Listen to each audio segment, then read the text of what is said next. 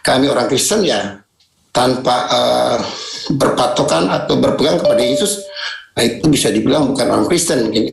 Alhamdulillah kami umat Islam mengimani Yesus itu adalah Nabiullah, Rasulullah yang terkemuka di dunia, di akhirat, dan termasuk orang-orang yang dekat kepada Allah. Ini atau sunat hati itu ya, yang kulub hati harus dikeluarkan itu ya. Karena Tuhan bukanlah jalan, melainkan Tuhan itu adalah tujuan. Artinya kamu harus meyakinkan dirimu bahwa kenali aku sebagai utusan Dia. Percuma kau menyembah kepada Allah Abraham kalau kau tidak mengakui bahwa aku adalah utusannya. Dan itu tegas loh. Satu ayat yang sangat tegas. Jadi di situ ada jalan, di situ ada kebenaran, dan di situ ada hidup kekal. Harinya dia itu apa? Harinya Yesus itu adalah hari Tuhan. Ya, banyak ayat mendukung bahwa Yesus itu kedatangan Yesus adalah kedatangan Tuhan ya. Saya kira nabi-nabi sebelum dia tidak ada yang berani mengatakan itu ya. Bahwa dia sudah ada. Kemudian dia juga bilang kebenaran itu adalah yang diajarkan Dia. Apa yang menjadi ajarannya Dia, itulah kebenaran itu. Di luar daripada konsep dari yang diajarkan itu, dianggap kebenaran, tentu itu adalah pembenaran iman, bukan kebenaran iman. Apakah Yesus yang memberi hidup? No. Tidak. Sekali lagi, bukan Yesus yang memberi hidup. Yang memberi hidup adalah Tuhannya Yesus. Membuatnya dia tidak ada yang bisa melawan. Bahwa dia akan dibunuh atau disalib, bukan dirajam. Nah, itu yang tidak kesampaian oleh iblis ya. Maka kalau dirajam itu benar dia orang berdosa. Ya, kalau disalib itu bukan. Bahwa Yesus tidak mengenal Kristen. Yang saya maksud di sini adalah bahwa Kristen itu satu, menuhankan Yesus. Ajaran tidak ada sedikit pun yang berkesesuaian di situ. Oleh karena itulah kemudian sebelum lebih jauh Yesus pernah menerangkan begini, pengikut kudu wajib ikut. Yang tidak ikut tapi ngaku pengikut, itulah yang disebut, mohon maaf, munafik. Taurat yang ngajarin hukum Taurat itu sebagai kutuk siapa? Inilah yang saya katakan. Apa yang diterangkan oleh Yesus, saya tidak mengada-ngada mengatakan Kristen bukan pengikut Yesus. Kalau Kristen pentuhan Yesus jatuh palu hari ini, saya katakan saya sendiri yang ketuk palu. Pak, betul. Kristen penyembah Yesus. Perkataan mana yang datang dari Yesus yang kemudian dipercaya sehingga anak Maria dituhankan? Perkataan mana yang datang dari Yesus sehingga tulisan-tulisan Paulus dianggap sebagai firman Tuhan? Dengan kata lain, bahwa guru saya ini yang saya muliakan adalah pentuhan Yesus, bukan pengikut Yesus. Demikian.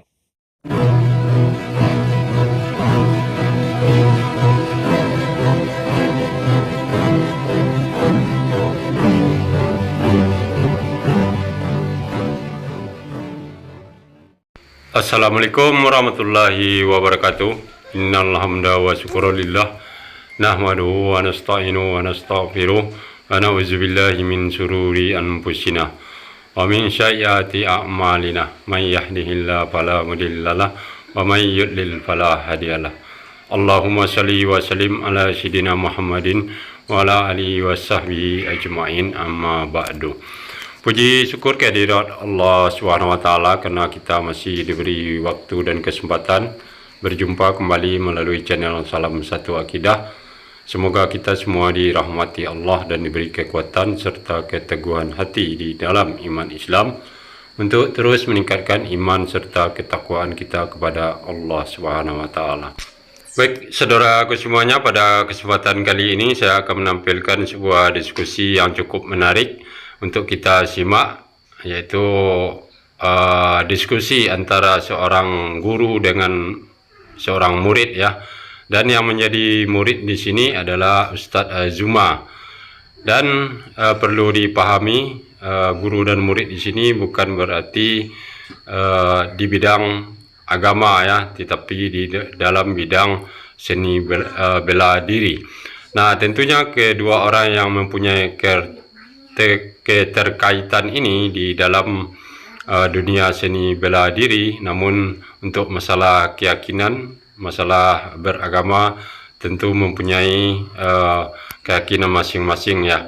Nah, bagaimana kedua orang ini jika berdiskusi masalah agama dan topik yang dibahas pun adalah perihal apa yang dimaksud dengan jalan lurus, baik dari perspektif Islam maupun menurut Kristen ya, karena jalan lurus itu artinya ada dua kata, kosakata ya, jalan dan lurus.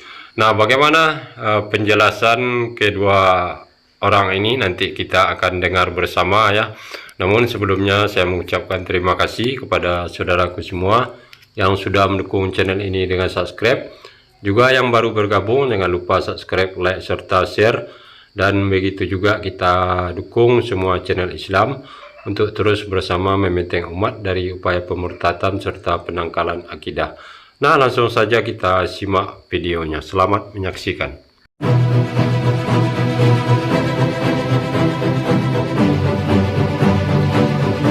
Bismillahirrahmanirrahim. Assalamualaikum warahmatullahi wabarakatuh. Alhamdulillah ya, pada malam hari ini kembali kita berdialog. Tentu tujuan dialog kita ini adalah menjabarkan kebenaran baik menurut Islam maupun menurut agama sahabat kita Kristen. Pertama saya salam karate dulu. Os Sensei, jumpa lagi kita malam ini. Os juga, aduh iya, saya lupa menyampaikan salam kepada saudaraku Juma yang luar biasa. Saya minta maaf waktu kemarin itu nggak ada waktu untuk jumpai Sensei. Oh iya, nggak apa-apa. Iya, baik. Ya, insya Allah ke depan kita akan ketemu. Jadi kalau kita masuk tema Sensei ya. Ya. Baik, kalau di dalam Al-Quran itu panduan daripada jalan yang lurus itu sudah sangat jelas bahwa jalan yang lurus yang ditunjukkan kemudian oleh Allah, oleh Rasulullah Muhammad SAW yang merupakan firman dari Allah yang kemudian ditujukan kepada seluruh umat manusia. Ihdinas siratal mustaqim. Tunjukilah kami jalan yang lurus. Ini panduan doa ya di dalam kehidupan umat beragama Islam, di mana Allah mengajarkan kepada manusia untuk selalu mengharapkan ditunjukkan kepada jalan yang lurus. Mana jalan yang lurus itu? Dijawab oleh ayat selanjutnya, siratal ladzina an'amta 'alaihim ghairil maghdubi 'alaihim waladdallin.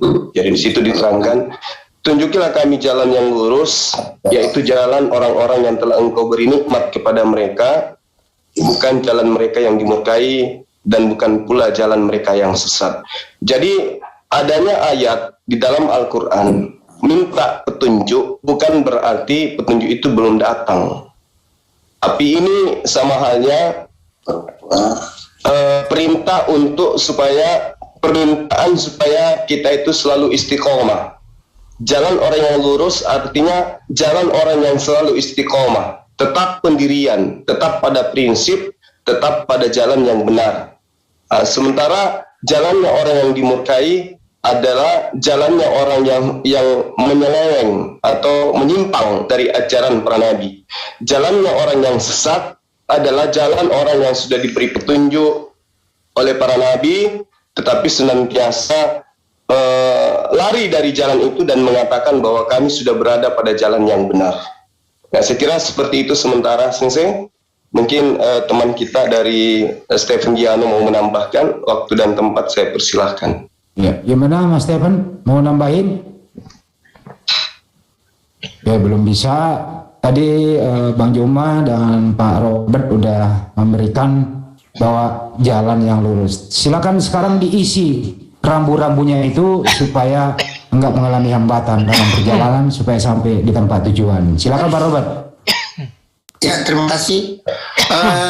Untuk ayat itu yang saya pahami, Yesus mau mengatakan atau mau menyampaikan pesan bahwa tidak ada jalan selain daripada melalui Dia itu kan.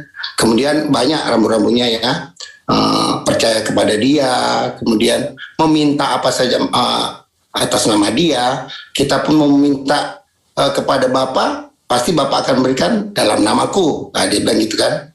kamu mau minta apa saja kepada Bapa, Bapa akan memberikan dalam namaku. Tapi kalau kita meminta kepada dalam nama Yesus, itu kebanyakan di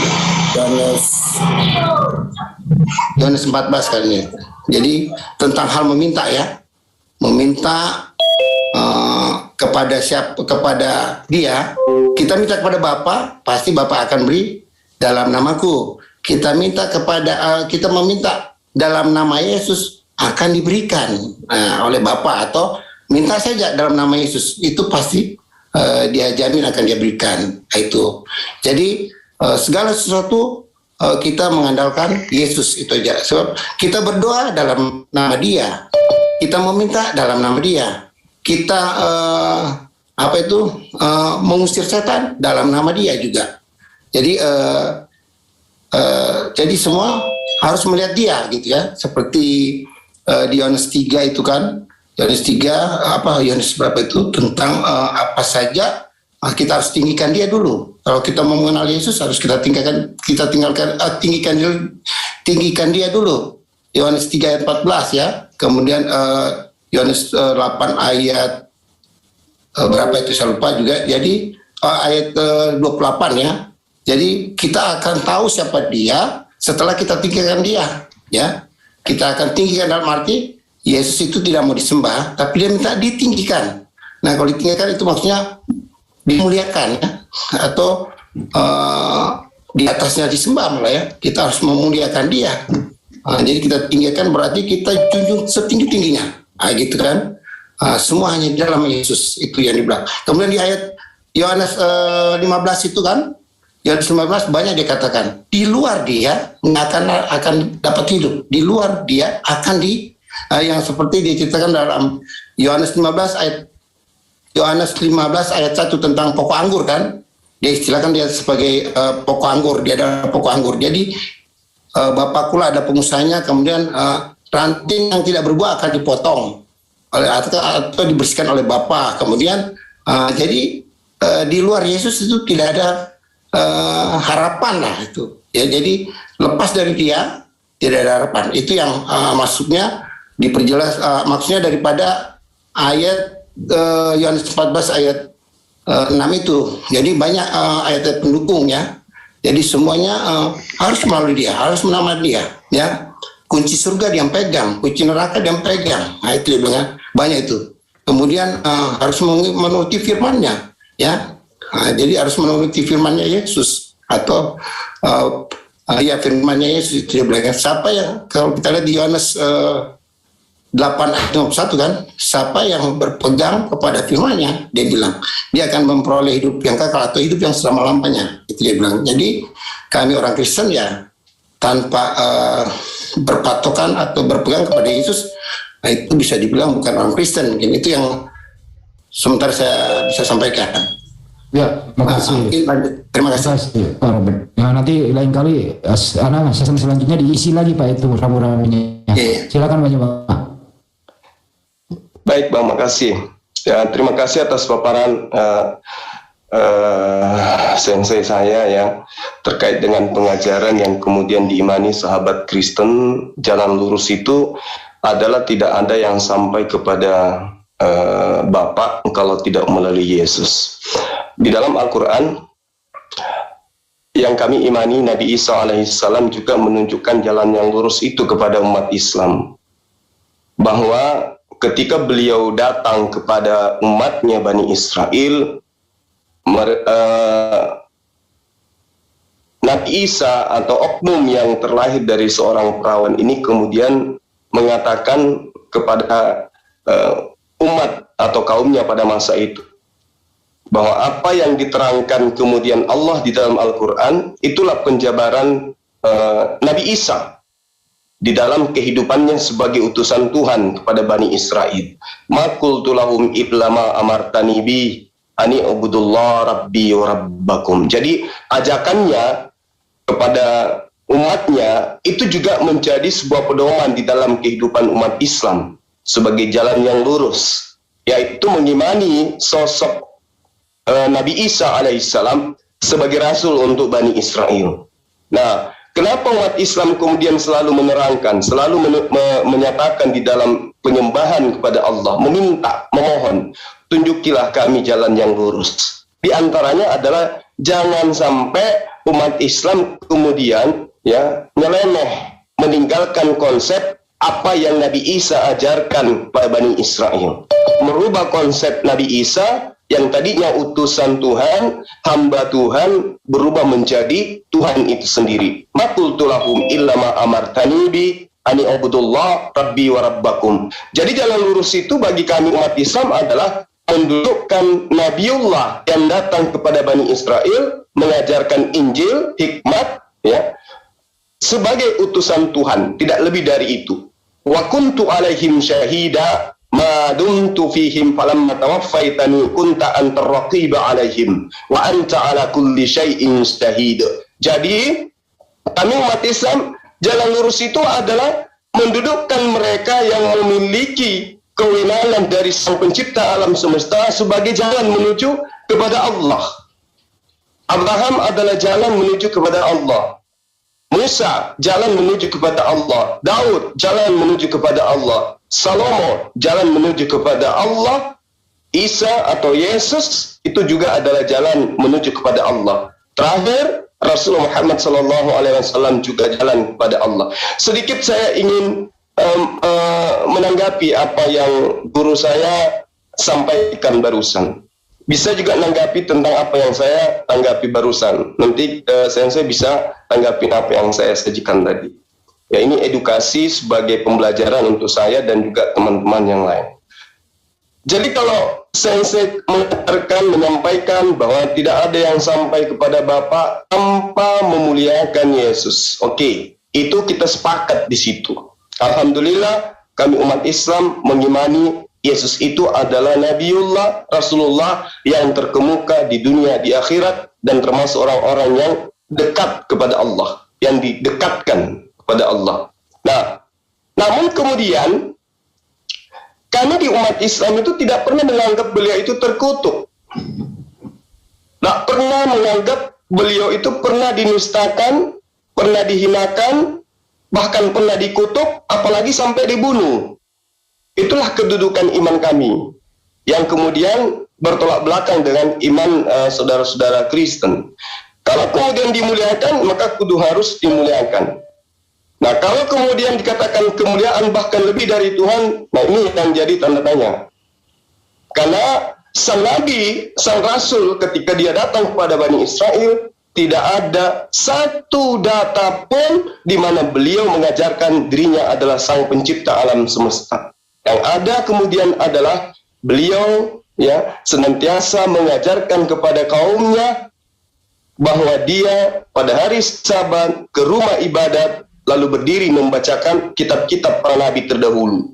Itu bisa dilihat di dalam Lukas 4 nomor 16. Dan alhasil beliau juga ini tidak pernah masuk ke dalam sebuah gereja. Dia selalu masuk ke sinagoge, tempat orang-orang kudus, tempat orang bersunat, tempat orang bertahir, tempat orang yang membasuh muka, tangan, kaki sebelum masuk ke dalam rumah ibadah.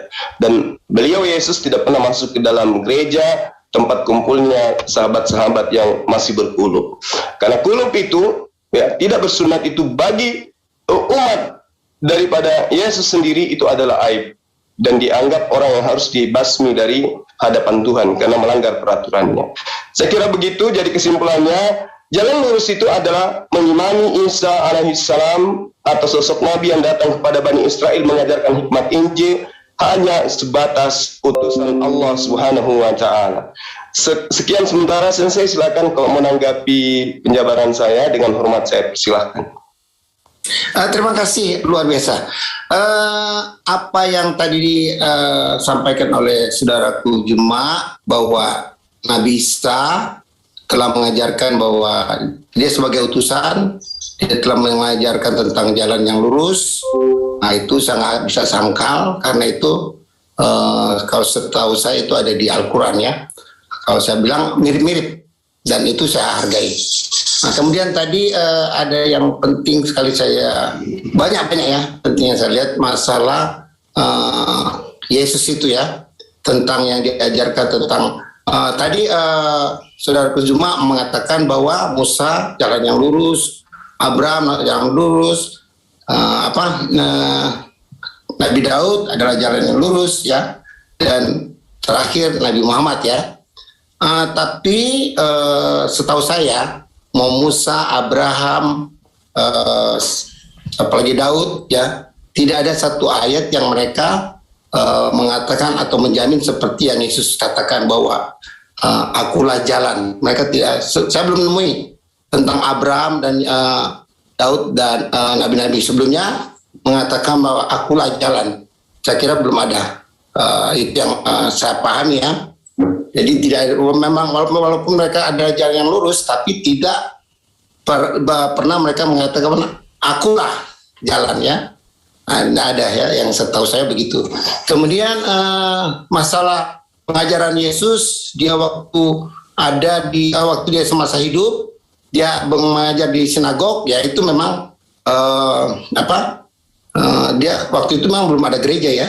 Waktu yang ada sinagog ya, dan beliau adalah keturunan Daud atau bisa disebut adalah Yahudi, di mana Yahudi selalu kalau beribadah kan mereka di sinagog ya. Nah, jadi sebelum ada gereja pada waktu memang Yesus mengajar banyak tentang perjanjian lama ya yang diajarkan, namun dia merubah paradigma ya, semua itu banyak yang dirubah tentang paradigma masalah perjanjian lama ya. Kemudian ada ayat yang sangat populer, dia bilang telah genaplah, kalau tidak salah itu dia mengatakan bahwa kalau nggak salah di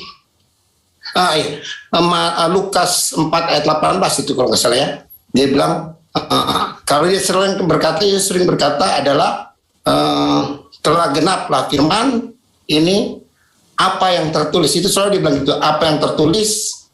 Kemudian telah genaplah firman ini. Selalu dia gitu kan, kalau salah di Lukas 4 ayat 18 dia menyampaikan itu sampai dia sampai orang itu terkagum-kagum bahwa apa yang dia baca itu telah tergenapi. Gitu kan. Apa yang dia baca adalah tergenapi bahwa roh Allah ada padaku. Kemudian banyak itu ayat-ayatnya. Jadi dia akan mengajar seperti itu. Dia ambil dari perjanjian lama itu, kalau nggak salah Yesaya ya. Di Yesaya itu diambil ya, itu ada di Lukas 4 ayat 18. Kemudian Yesus sinagog itu tempat orang yang tidak berkuluk, tentang tidak berkuluk itu masalah sunat mungkin ya. Tapi kalau sunat kan sudah banyak dijelaskan di perjanjian lama ya, kalau nggak salah di Yeskel dan apa itu tentang ada sunat lahiriah dan ada sunat rohaniah itu atau sunat hati ya. Nah itu kalau dibilang masalah sunat itu mungkin kita buka season setelah ini mungkin ya, panjang itu, banyak ayat-ayat pendukung dari perjanjian lama tentang sunat rohani atau sunat hati itu ya, yang kulub hati harus dikeluarkan itu ya. Nah itulah yang mungkin menjadi menjadi pedoman orang-orang Kristen itu tentang sunat ya. Kalau dibilang bahwa sunat orang Kristen tidak disunat, kalau saya secara pribadi kita sudah disunat, tapi sunat kita adalah sunat rohani ya. Nah, jadi kita tidak meninggalkan sunat atau kita tidak menjauhi sunat ya. Yang dijelaskan tentang sunat rohani atau sunat hati itu yang kita aplikasikan atau implementasikan dalam baptisan itu, kalau nggak salah itu. Nah, itu yang diyakini oleh orang Kristen. Nah, kemudian masalah apa lagi tadi ya tentang Nabi Isa dan dengan Yesus ya saya mohon maaf ya, kalau saya masalah Nabi Isa saya tetap hargai yang ada di Al-Quran dan Yesus yang ada di Bible, bisa saya katakan itu dua oknum yang berbeda ya kalau menurut saya, sebab narasi di Al-Quran dan narasi di Bible itu sangat berbeda, walaupun ada mirip-mirip, tapi perbedaannya sangat banyak ya, tentang lahirnya, tentang disalibnya, tentang ya banyak sekali ya. Jadi untuk bahas itu mungkin season berikutnya. Nah, jadi masalah jalan yang lurus ya kami tidak ada lain. Kalau dia bilang lagi ya di Yohanes 5 ayat 22 kalau nggak salah ya, bahwa hormati dia seperti menghormati Bapa. Itu dia bilang juga ya di Yohanes 5 ayat 21 kalau nggak salah ya. Jadi menghormati Yesus seperti menghormati Bapa. Itu yang dia bilang, nggak ada yang berani. Nabi-nabi sebelum dia mengatakan hormati saya seperti menghormati Bapa ya, tidak ada. Yang berani mengatakan itu adalah Yesus. Kemudian juga dia bilang tidak layak orang itu menyayangi Bapa, anak maupun ibu atau orang yang terkasih atau siapapun atau nabi melebihi daripada menyayangi dia, itu kan? Itu tidak layak, ya. Di situ dia menyatakan bahwa dia adalah berani sekali mengatakan itu. Mestinya orang Kristen, salah satu yang orang Kristen sama menyebut dia Tuhan, yaitu dia berani mengatakan bahwa tidak ada yang layak di hadapan dia, tidak ada yang layak di hadapan Allah atau Bapa, tidak layak orang itu di hadapannya dia kalau masih menyintai, mengasihi atau menyayangi orang melebihi dia, sehingga dia bilang aku datang untuk membawa pedang ya, dia bilang gitu ya. Itu kontennya, maksudnya dia tegas-tegas tuh mengatakan bahwa dia datang untuk memisahkan antara Bapa dan anak ya. Masalah kalau itu bicara masalah vertikal ya. Dia menjelaskan bahwa itu tentang vertikal kepada dia ya, bukan horizontal ya, dia bicara masalah vertikal. Jadi kalau memang mau benar-benar sama dia, ya dia datang sebagai pemisah.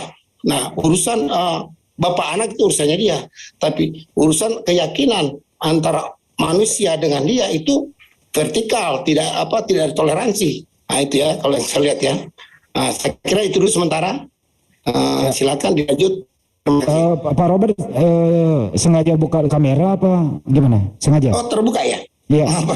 Iya. Silakan Bang Juma. Baik, makasih Sensei atas paparannya ya. Jadi dalam ajaran agama Islam memahami seperti yang saya gambarkan tadi, bahwa sosok yang datang kepada Bani Israel yang kemudian hari ini disebut sebagai Yesus oleh sahabat Kristen itu sudah final. Beliau adalah Nabiullah, beliau adalah Rasulullah ya, yang diutus kepada Bani Israel mengajarkan hikmat Injil. Kami sebagai Muslim itu tidak pernah menganggap jalan yang lurus atau jalan lurus itu sebagai Tuhan. Karena Tuhan bukanlah jalan, melainkan Tuhan itu adalah tujuan. Sementara Nabi yang datang kepada Bani Israel itu tidak pernah mengajarkan kalau dia adalah tujuan. Malah nyata sekali seperti yang sensei saya sampaikan tadi, bahwa tidak ada yang sampai kepada Bapa. Berarti bukan sampai kepada Yesus. Yesus lewat, dia hanya jalan. Ketika seorang Muslim meminta kepada Allah agar ditunjuki kemudian jalan yang lurus, mereka wajib hukumnya melalui pengajaran para nabi. Maka Rasulullah Muhammad SAW menyatakan, sekiranya Musa hidup pada zamanku, maka Musa pun akan tunduk kepada. Maka dengan kata lain, ada yang sampai kepada Allah tanpa Muhammad Sallallahu Alaihi Wasallam. Kalau kemudian tidak ada yang tidak menghormati bapak sama tidak menghormati anak, yang menghormati anak sama menghormati bapak, itu nggak masalah. Seirama dengan apa yang tertuang di dalam Al-Quran. Ati'ullah wa ati'ur Rasul. Taatlah kepada Allah dan taat juga kepada Rasulullah Muhammad Sallallahu Alaihi Wasallam. Jadi dua ini bisa terpisah. Begitu juga Nabi yang datang kepada Bani Israel. Mereka mengaku Abraham itu adalah bapak mereka. Mereka mengaku Tuhannya Abraham itu adalah Tuhannya mereka. Tapi sangat disayangkan umatnya tidak mengakui kalau dia itu adalah utusan Tuhannya Abraham. Maka sang Nabi pun menyatakan, percuma kau mengaku Tuhannya Abraham adalah Tuhanmu jika kau tidak menerima aku sebagai utusannya. Ya, jika benar Allah Abraham adalah Tuhanmu, maka engkau akan menerima aku, karena aku datang dari Dia yang telah mengutus aku. Nah, ditolak pada masa itu, sehingga beliau Nabi ini mengatakan, kamu tidak akan sampai kepada Allah kalau kau tidak melalui aku. Artinya, kamu harus meyakinkan dirimu bahwa kenali aku sebagai utusan Dia. Percuma kau menyembah kepada Allah Abraham kalau kau tidak mengakui bahwa aku adalah utusannya.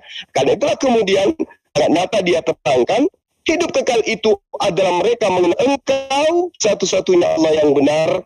Dan syarat yang kedua, mereka pun wajib hukumnya mengenal aku yang engkau utus. Al-Quran menerangkan ketika seorang muslim, sekali lagi saya katakan, meminta kepada Allah agar ditunjuki jalan yang lurus, itu mereka sedang meminta agar ditunjuki kepada jalan yang menyampaikan mereka kepada Allah. Jadi bukan mereka ini terseret-seret di jalan. Karena jalannya sudah ada, tinggal mereka jalani, istiqomah di jalan itu sehingga sampai kepada tujuan. Karena itulah kemudian Nabi yang datang kepada Bani Israel, akulah jalan, akulah keselamatan, akulah hidup. Tidak ada yang sampai kepada Allah kalau tidak melalui aku. Tidak ada pernyataan beliau yang mengatakan, akulah tujuan. Malah diterangkan ancamannya, ya, bukan setiap orang yang menyuruh aku Tuhan, Tuhan, atau Tuhan, Tuhan, atau Allah, Allah sekalipun, atau Rabi, atau apapun itu yang tertinggi kedudukannya, akan sampai kepada kerajaan Allah kalau tidak melakukan kehendak siapa? Kehendak Allah. Siapa Allah itu? Bapa yang Yesus juga sembah. Aku akan pergi kepada Bapakku dan Bapakmu, Tuhanku dan Tuhanmu, Allahku dan Allahmu. Berarti berarti Nabi yang datang kepada Bani Israel, kala itu juga bertuhan. Dia bukan ateis, dia bukan seorang Kristen, tapi dia adalah praktisi Yudaism. Berarti tegaknya kemudian kalimat yang diajarkan kepada Bani Israel umatnya, La ilaha illallah inni Rasulullah. Di dalam Al-Quran surah Ali Imran ayat 51, Nabiullah Isa alaihissalam, sosok Nabi yang datang kepada Bani Israel, beliau kemudian berseru, ya Bani Israel, sesungguhnya Allah itu Tuhanku dan Tuhanmu. Ya, innallaha rabbi wa rabbakum. Karena itu sembahlah Dia, inilah jalan yang lurus. Dan yang lurus itu apa? Menyembahnya kepada Allah dan mengakui Nabi tersebut sebagai petunjuk menuju kepada Allah. Dalam surah Al-Kahfi 110, Allah menerangkan, Qul, katakanlah wahai Muhammad, sesungguhnya aku ini hanya seorang manusia seperti kamu, yang diwahyukan kepadaku, bahwa sesungguhnya Tuhan kamu itu adalah Tuhan yang esa. Barang siapa berharap berjumpa dengan Tuhannya, maka hendaklah ia mengerjakan amalan soleh, hendaklah ia mempersekutukan seorang pun dalam beribadat kepada Tuhannya. Ini seirama dengan apa yang diserukan kepada Bani Israel oleh Nabi yang diimani oleh umat Islam lahir dari seorang perawan. Apa seruannya kepada Bani Israel? Ya, tidak setitik pun dihilangkan dari ketetapan-ketetapan Tuhan, melainkan ya, harus diteguhkan sebelum langit runtuh, bumi ini lenyap. Siapa yang menghilangkan meski setitik pun, konsekuensinya ada. Semakin banyak ketetapan, semakin banyak dosa.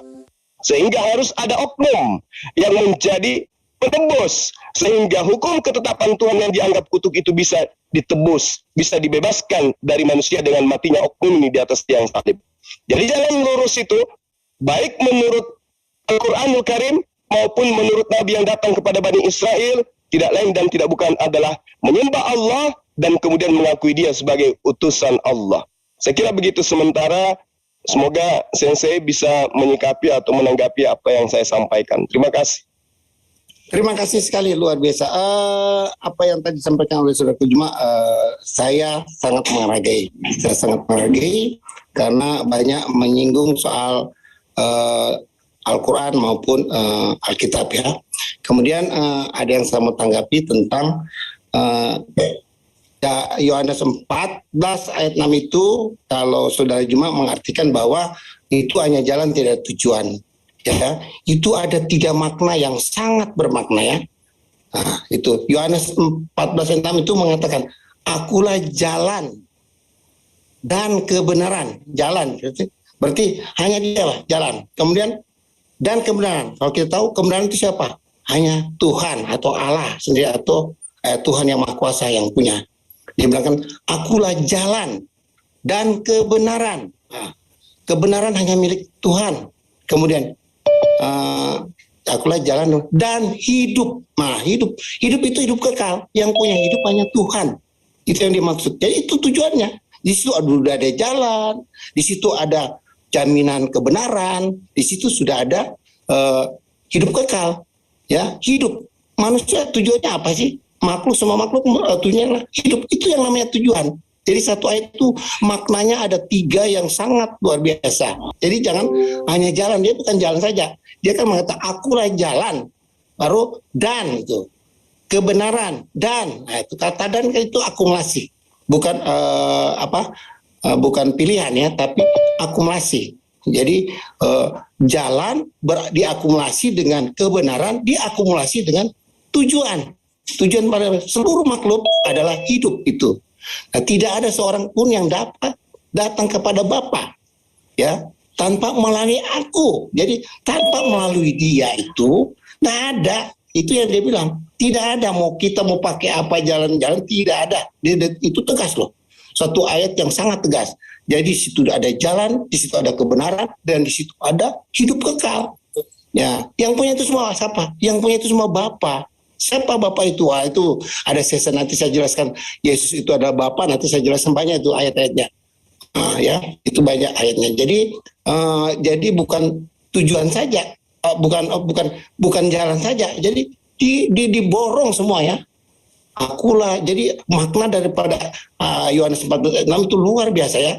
Bukan saja jalan, tapi dia bilang dia adalah kebenaran, dia bilang dia adalah hidup. Nah, siapa yang punya hidup? Dia. Dan banyak ayat pendukungnya bahwa hidup itu punya dia ya. Kunci surga ada dia, kunci neraka dia yang pegang semua ya. Itu yang dia berikan kepada pengikutnya ya, seperti Petrus ya. Itu. Jadi kita mau kemana lagi? Itu jaminan yang sangat-sangat luar. Tidak ada lagi di bawah. Jadi tidak ada yang sampai ke Bapa. Siapa sih Bapa itu?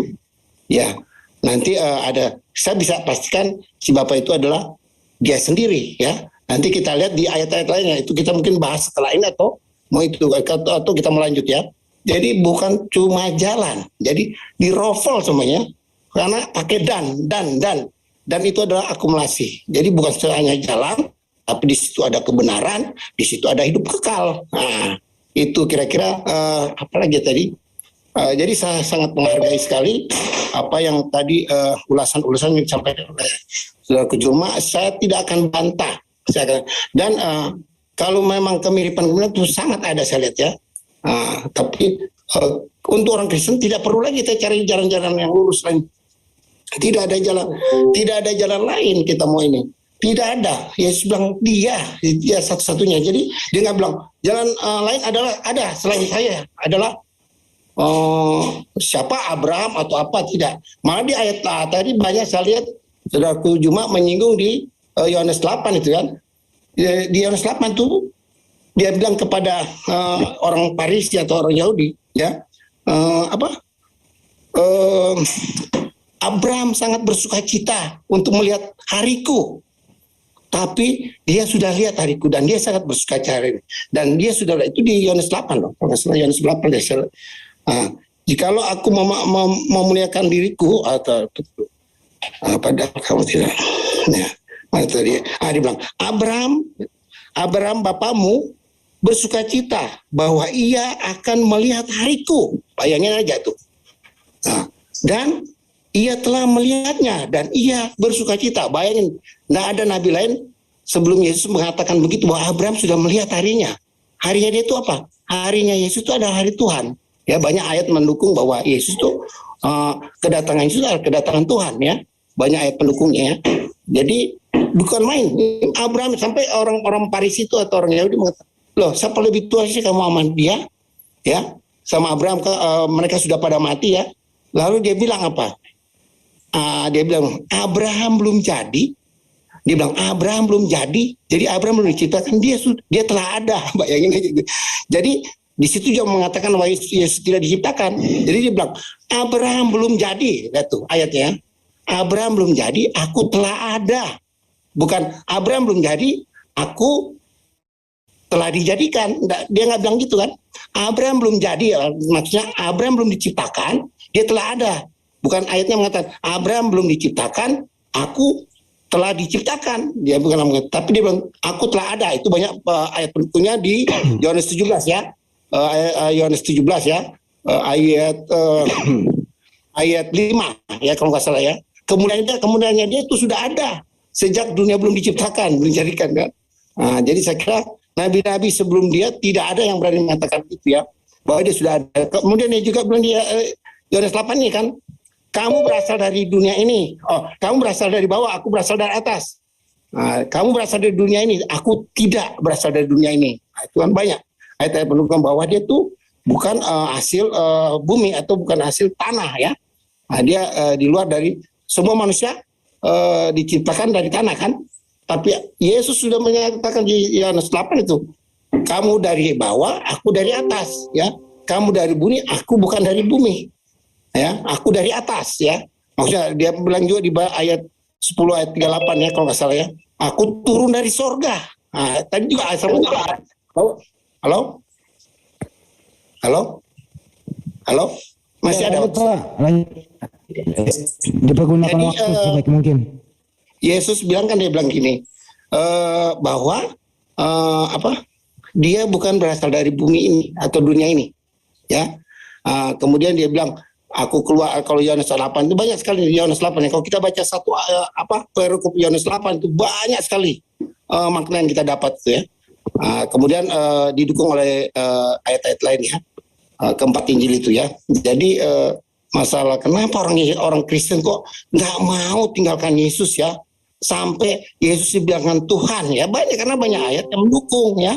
Jadi tidak layak bagi Yesus ya, tidak layak bagi Yesus orang yang mencintai melebihi dia, sampai dia mengatakan ya, bahwa dia datang sebagai pedang ya. Itu mau menjelaskan bahwa hubungan vertikal itu kan bukan horizontal. Jadi kalau sama dia tidak boleh main. Kalau kita lihat lagi di Yohanes 15 itu ya, tidak ada orang yang bisa hidup di luar Yesus itu. Jadi kalau kita baca Yohanes 15 itu banyak, akulah pokok anggur yang hidup ya. Gitu kan.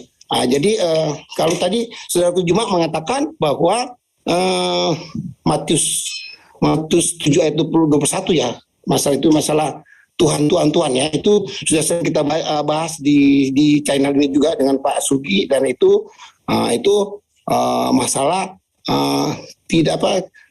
kalau Yohanes 7 Matius 7 ayat 21 itu ya. Jadi berseru-seru pada akhir zaman banyak orang yang berseru-seru kepadanya ya, Tuhan ya. Jadi bukan semua ayatnya 17 ayat 21 ya, saya buka dulu ya supaya saya nggak ini salah ini. Matius 17 ayat 1. Matius 7 ayat 21 sudah sering kita baca. 21 kalau nggak salah ya. Ya, bukan setiap orang yang berseru kepadaku Tuhan akan masuk ke dalam kerajaan surga ya. Kalau kita mau bahas sampai situ dulu ya.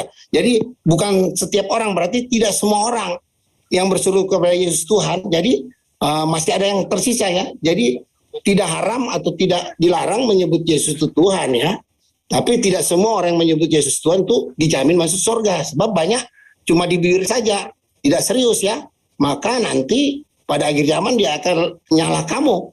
Jadi di situ kan bukan setiap, berarti bukan setiap, kalau hanya kalau ayatnya mengatakan setiap orang, tapi ini ada bukan setiap, berarti tidak semua ya. Jadi tidak diharamkan mengatakan Yesus Tuhan ya. Sebagian yang mengatakan Yesus Tuhan bisa masuk surga, sebagian tidak, itu maksudnya gitu. Okay. Tapi dia bilang atau Tuhan kemudian kerajaan surga, melainkan dia yang melakukan kehendak Bapakku ya. Kalau kehendak Bapakku kan ada di Yohanes 6 ayat 40 ya. Yohanes jadi persingkat-singkat Pak, itu supaya nggak terlalu lama. Jadi saya kira gitu. Ya, tadi kan Saudara Juma telah menyinggung ayat itu. Jadi itu perlu juga kita bahas nanti kalau memang apa. Saya bisa mungkin menjelaskan itu. Saya kira Persingkat sementara aja itu Pak, dulu. nanti tanya Saya sangat jawab. menghargai. Ya, silakan. Ya, oke, ya. Saya kira itu dulu. Lanjut, saudaraku. Oke, Ini bagus baik. sekali dialog ini. Oke, Sensei, makasih banyak atas penjabaran yang malam ini Sensei sampaikan kepada kita ya. Sekali lagi saya berterima kasih banyak. Itu adalah sebuah rangkaian ilmu yang kemudian menjadi catatan-catatan kecil saya. Saya kembali kepada konsep Islam ya tentang jalan yang lurus. Bahwa di Islam itu sudah final, jalan yang lurus itu adalah mengimani setiap ucapan para nabi. Karena semua nabi yang datang kepada manusia, kalau dia adalah betul-betul nabi, pasti mengajarkan menyembah hanya kepada Allah. Nah, di dalam Al-Quran atau dalam surah Al-Kahfi itu sudah jelas apa yang kemudian saya terangkan tadi, bahwa jalan yang lurus itu adalah tidak akan pernah menggantikan posisi sang pengutus menjadi utusan. Bahwa ketika kemudian Allah Subhanahu wa taala ya di dalam Al-Qur'anul Karim bersoal jawab tentang sosok nabi yang datang kepada Bani Israel, sang nabi pun mengakui bahwa dia tidak punya hak untuk mengatakan apa yang bukan haknya untuk ia katakan. Wa izqalallahu ya Isa bin Maryam anta qultu linnas takhizuni wa ummi ilahaini min dunillah, selain Allah. Qalu subhanaka, dia terangkan bahwa maha suci engkau ya Allah. Ma yakunu, apa yang aku katakan li an akulah ma laysa li bihaq. Aku tidak mengatakannya ya, selain daripada apa yang menjadi hakku untuk aku katakan kepada Bani Israel. In kuntu qultu faqad alimtah ta'lamu ma fi nafsi wa la a'lamu ma fi nafsi innaka anta 'allamul ghuyub. Itu sudah sangat jelas bahwa sosok ini menyerahkan pengetahuan itu semuanya kepada yang mengutus beliau. Engkau mengetahui apa yang ada pada diriku dan aku tidak mengetahui apa yang ada padamu. Sungguh engkau lah yang maha mengetahui segala sesuatu yang gaib.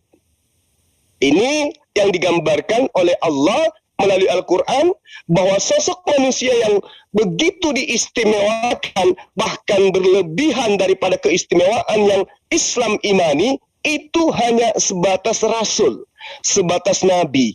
Dan iman mendudukkan sosok ini sebagai nabi dan rasul, itulah konsekuensi daripada jalan lurus yang ada di dalam ajaran agama Islam.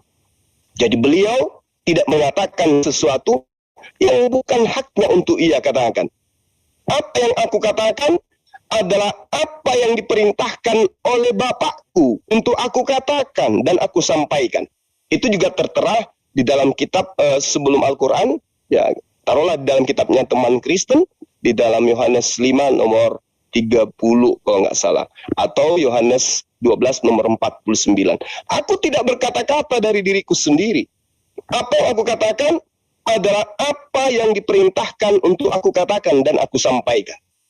Jadi kalau hari ini umat Islam kemudian membaca sebuah literasi, membaca sebuah sumber, apakah itu kitab yang dianggap suci oleh sahabat-sahabat Kristen yang umat Islam, bahwa di dalam ayat itu, dalam kitab itu, ada seruan dari sosok ini mengatakan di atas muka bumi ini tidak ada Tuhan selain aku. Atau umat Islam membaca buku dari kitabnya orang sahabat Kristen, di mana di situ ada oknum yang mengatakan, ketahuilah wahai seluruh manusia, aku ini adalah Tuhan pencipta langit dan bumi. Aku ini adalah esensi yang tidak ada lain selain aku. Aku ada sebelum Abraham ada, bahkan aku ada tanpa diawali dengan tidak ada. Kalau yang mengucapkan itu hanya manusia, kedudukannya pernah dilahirkan, pernah makan, pernah tidur, maka percayalah, demi akal, demi kebenaran hakiki, demi logika sehat, umat Islam tidak akan bergeming kemudian merubah konsep kebenaran, menuhankan manusia, meskipun manusia itu berkata tidak ada Tuhan selain aku. Apatah lagi kalau di lembaran-lembaran halaman di buku itu ternyata ada dalil baru, ada dalil lain maksud saya, yang mengatakan inilah wahyu Yesus Kristus yang dikaruniakan Allah kepadanya untuk kemudian ia sampaikan kepada hamba-hambanya. Umat Islam yang senantiasa connect antara wahyu dan akal akan lebih kuat imannya, mengimani bahwa ternyata beliau hanya menyampaikan wahyu yang diberikan oleh Allah kepadanya untuk ia sampaikan kepada Bani Israel. Berarti seirama dengan apa yang diserukan oleh Rasulullah Muhammad SAW kepada manusia. Innani anallah. Musa juga menerangkan begitu. Innani anallah. Tidak ada Tuhan selain aku. Sembahlah aku. Itu perintah. Musa mengatakan itu kepada Bani Israel. Esther, Lalu kemudian terekam ke dalam Al-Quran. Innani anallah. La ilaha illa ana. Musa, Rasulullah Muhammad SAW itu mengatakan tidak ada Tuhan selain aku. Apakah mereka kemudian ini adalah Tuhan? No. Tapi ada yang Tuhan. Apa alasannya? Lahir tanpa ayah. Tunggu dulu. Itu mujizat atau itu betul-betul kaidah, konsep Tuhan itu kayak begitu? Atau ini hanya doktrin dan dogma? Kemudian ketika guru saya tadi yang saya hormati kemudian mengatakan tentang konsep tidak ada lagi yang boleh membatalkan konsep itu, karena dia telah menyatakan akulah jalan dan kebenaran dan hidup. Saya katakan sekali lagi, kalau hanya sebatas jalan kebenaran dan hidup, maka iman kita sama. Yuk mari kita pelukan. Tapi kalau kemudian lari ke dogma, bahwa kebenaran itu, bahwa keselamatan itu, bahwa jalan itu adalah kudu menganggap dia yang datang sebagai utusan adalah Tuhan itu sendiri. Tunggu dulu. Saya katakan tunggu dulu. Karena kenapa? Sang pembawa data, yaitu dia yang diutus kepada Bani Israel, mengatakan akulah jalan. Apa jalan itu? Mengimani dia sebagai utusan. Dan akulah kebenaran. Apa kebenaran itu? Mendengarkan perkataan-perkataannya dan mengikuti perintah-perintahnya. Lalu apa perintahnya? Adakah di antara item perintahnya itu harus menyembah dia atau menyembah esensi yang telah mengutus dia? Nah, kenapa saya katakan kebenaran itu adalah yang diajarkan dia? Apa yang menjadi ajarannya dia, itulah kebenaran itu. Di luar daripada konsep dari yang diajarkan itu, dianggap kebenaran, tentu itu adalah pembenaran iman, bukan kebenaran iman. Kemudian yang terakhir adalah hidup. Apa hidup itu? Apakah Yesus yang memberi hidup? No. Tidak. Sekali lagi, bukan Yesus yang memberi hidup. Yang memberi hidup adalah Tuhannya Yesus. Oleh karena itulah, Yesus mengatakan, jika engkau ingin memperoleh hidup yang kekal, harus mengimani dia sebagai apa? Sebagai utusan. Jangan lebih. Tapi dia hanya utusan. Kenapa jangan lebih? Karena dia sendiri yang menerangkan, satu-satunya yang benar itu adalah engkau Allah yang telah mengutus aku.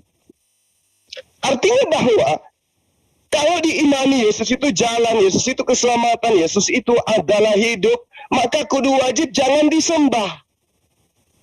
Kalau disembah, hati-hati, siap-siap aja kena tendangan mawasi kubinguri dari Yesus. Saya pastikan itu. Kenapa? Karena Yesus tidak pernah mengajarkan poin itu. Yesus tidak pernah mengajarkan poin itu.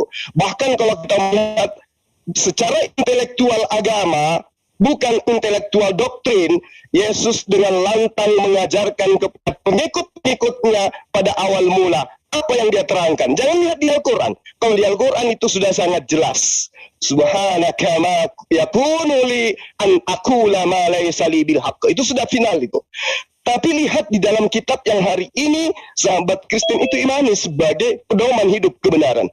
Yohanes 4 nomor 34, Yohanes 5 nomor 36, Yohanes 9 nomor 3 sampai nomor 4, Yohanes 10 nomor 32, nomor 33, nomor 37, nomor 38, dan yang terakhir Yohanes 17 nomor 4. Itu yang ada dalam catatan saya. Apa itu?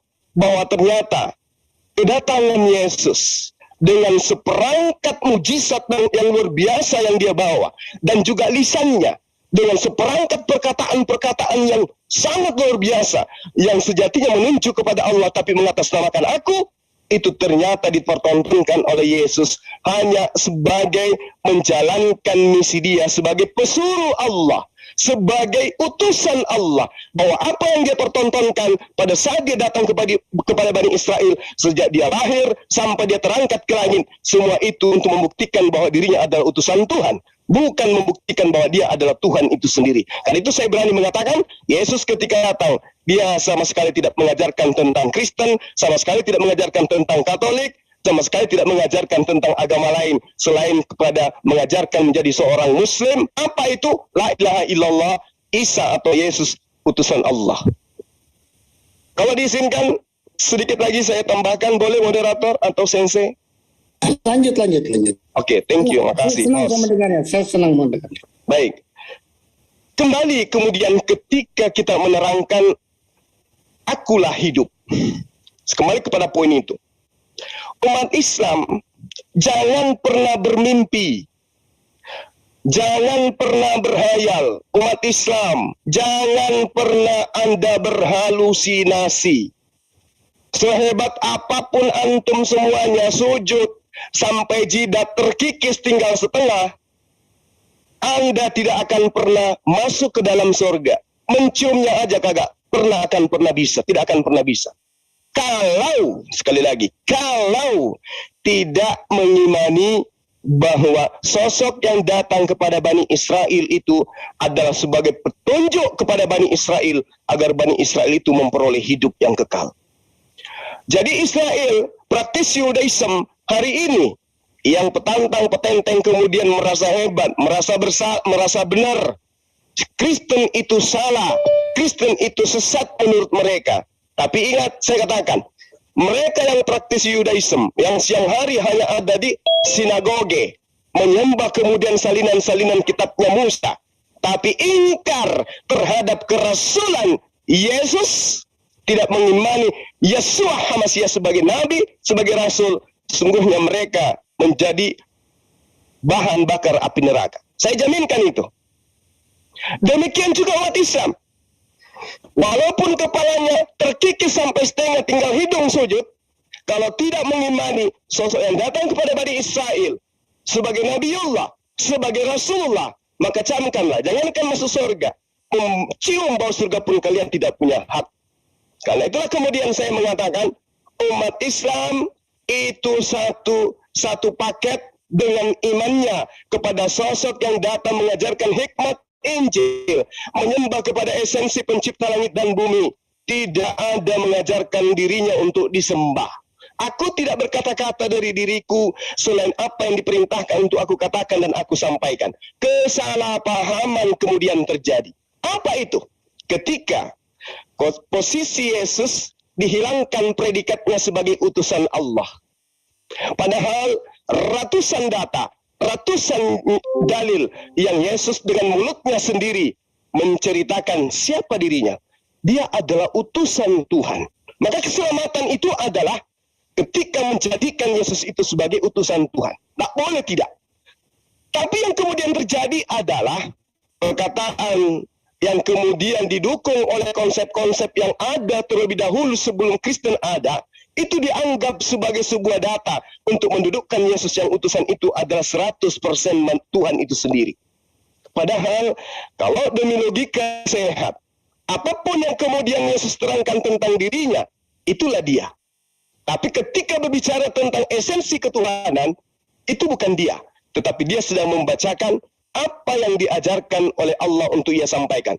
Apa pembuktiannya? Hai semua, mulutmu terlalu kotor, terlalu berani, terlalu lantang kau katakan itu. Apa kau punya data? Jangan Quran. Karena manusia akan menolaknya. Lalu apa yang ingin kau gunakan? Buku Tatang Sutarma? Bukan. Lalu apa? Hadits? No.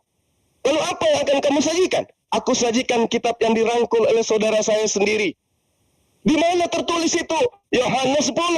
Nomor berapa? Nomor 34. Nomor 35. Nomor 36. Atau semua daripada Yohanes 14. Apa data di situ yang bisa kau sampaikan? Yesus menerangkan ketika dia dicegat oleh orang Yahudi, bahkan dilempar oleh orang Yahudi. Kenapa kau ingin melempari aku batu? Apa orang Yahudi katakan? Bukan karena engkau memperlihatkan pekerjaan yang hebat, tapi kau menyamakan dirimu dengan Allah.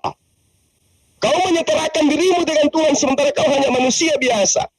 Apa klarifikasi Yesus? Apa yang diterangkan oleh sosok ini?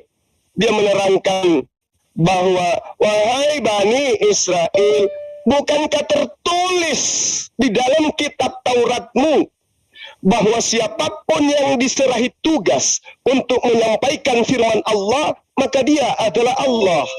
Dan ketetapan itu tidak boleh berubah. Artinya, kalau saya mengaku Allah, saya naik ke atas bukit di Golgota, meneriakkan bahwa akulah Allah, akulah Tuhan pencipta alam semesta. Anda tidak punya hak untuk melawan itu. Kenapa? Aku utusan Tuhan. Yang namanya utusan Tuhan, bro, itu punya legalitas dari Tuhan untuk mengaku sebagai Tuhan. Kenapa? Karena dia sedang menyampaikan perkataan Tuhan. Makanya dia mengatakan, aku tidak berkata-kata dari diriku sendiri. Kalau aku mengatakan akulah Alfa dan Omega, saya sedang membacakan firman, saya sedang membacakan wahyu yang diserahi Tuhan untuk aku sampaikan. Bahwa yang Alfa dan Omega itu adalah dia. Makanya siapa yang menerima Yesus, sama menerima Bapa. Siapa yang menghargai Yesus, sama menghargai Bapa. Siapa yang melihat Yesus, sama melihat Bapa. Itu intinya. Ajarannya Yesus ada ajaran dari Allah, bukan dikarang-karang sendiri oleh dirinya. Saya kira begitu, guru saya yang mulia. Kalau ada kata-kata atau kalimat yang kurang berkenan, dengan hormat, saya Zulkifli Ma'bas minta maaf. Silakan. Terima kasih, luar biasa ini tausiahnya ya. Aduh, saya sangat tidak bosan mendengarnya ya. Tapi ada satu ayat yang perlu saya luruskan ya, mungkin pada waktu dia berkata sampai orang Yahudi mengatakan kau telah menyamakan dirimu sebagai Allah ya. Nah, itu sudah menghujat Allah. Itu saudaraku mengatakan dia dilempari. Perlu diketahui selama Yesus hidup tidak pernah dilempari dia. Memang itu maunya iblis, dia mau dirajam, matinya mau dirajam, tapi tidak kesampaian. Iblis cita-cita iblis untuk menyuruh orang atau menggugah orang atau mempengaruhi orang untuk Yesus dirajam. Dia cuma bilang tidak bisa, nubuatnya dia tidak ada yang bisa melawan bahwa dia akan dibunuh atau disalib, bukan dirajam. Nah, itu yang tidak kesampaian oleh iblis ya. Maka kalau dirajam itu benar dia orang berdosa. Ya, kalau disalib itu bukan. Itu maksudnya begitu. Jadi saya luruskan bahwa tadi saudaraku Juma mengatakan sampai dia dilempari. Nah, dalam Alkitab saya sudah baca berkali-kali, Yesus belum pernah dilempari, tapi mau dilempari. Kenapa kamu mau? Dia kan bilang, kenapa kamu mau melempari aku atau mau merajam aku kan? Tapi tidak ada seorang pun yang pernah melempari Yesus. Nah, kira-kira gitu. Itu yang saya pahami. Kemudian tadi saudaraku Juma mengatakan bahwa Yesus utusan. Kami orang Kristen tidak menyangkal itu. Dia memang utusan. Tapi utusannya sebagai apa? Itu ada di Yohanes 3 kan? Yohanes 3 ayat 17 kan? Dia diutus ke dunia untuk menyelamatkan dunia. Itu Yohanes 3 ayat 17 ya. Dia diutus ke dunia untuk menyelamatkan dunia. Jadi beda utusannya yang dari dunia dengan utusan yang dari surga itu. Kami tidak menyangkal itu bahwa dia adalah juga utusan, ya. Kemudian dia diutus, maksudnya itu ada ayat pendukung bahwa diutus maksudnya Bapa itu mengutus rohnya, atau Bapa itu mengutus firmannya, atau Bapa mengutus suaranya yang dikatakan kalau dia mengutus dia adalah Allah imanen, Allah apalagi Allah mahadir, Allah apalah transenden ya. Itu banyak juga nanti ayat-ayat yang menjelaskan ya. Memang nggak sejam 2 jam untuk menjelaskan itu. Kemudian kami umat Kristen tidak pernah menyangkal dia adalah utusan. Tidak ya. Dalam arti utusan yang dia katakan pada Yohanes 8 ayat 42 ya. Aku keluar dan datang dari Allah itu. Jadi Allah mengutus rohnya, Allah mengutus suaranya, itu yang dia bilang kan. Maka dia bilang, aku bukan dari bawah. Kamu dari bawah, aku dari atas. Nah, kamu dari dunia ini, aku bukan dari dunia. Jadi dia datang ke dunia ini bukan dari dari dunia, dia bukan berasal dari dunia. Dan dia bilang, aku turun dari sorga. Itu kan banyak ayat. Dia nggak bilang, aku diutus turun dari sorga. Tidak. Banyak juga ayat yang mengatakan dia bukan utusan. Aku adalah terang dan hidup. Aku adalah kebangkitan. Banyak ayat itu ya. Dia mengatakan bukan utusan. Ya. Aku akan datang. Ya, Matius 24, Matius 25, aku datang. Apabila anak manusia datang, bukan apabila anak manusia diutus. Tidak, banyak.